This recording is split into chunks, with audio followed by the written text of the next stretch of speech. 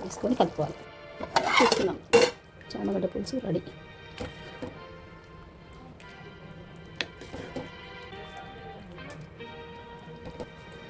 చింతపండు కడిగి నానబెట్టుకోవాలి. చామగడ్డ ఉడికింది తీసుకుందాం. పొట్టు ఇప్పుడు ఉడకబెట్టుకున్న చామగడ్డ పొట్టు తీసుకోవాలండి.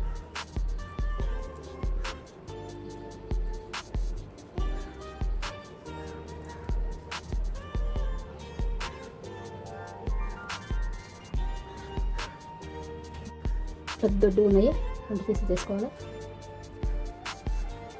చిన్నగా ఉంటే అట్లా ఉంచుకోవాలి. 2 పీసెస్ కోసేసుకోవాలి.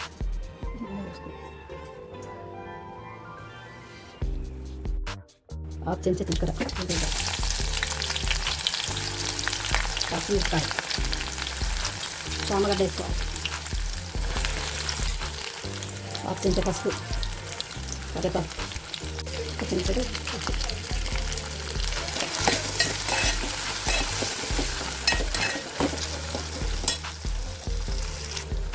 కొంచెం కొబ్బరి పొడి,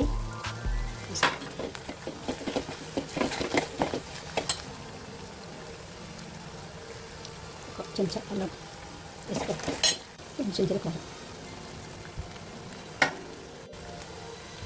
చాలా కొంచెం పొడి వేసుకొని కలుపుకోవాలి.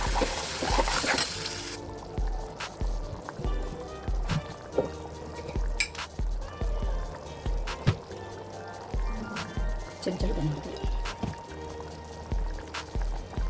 సగం చెంచాలు వేసుకుంది, సగం చెంచాలు జీలకర్ర వేసుకొని కలుపుకోవాలి. చూస్తున్నాం చామగడ్డ పులుసు రెడీ.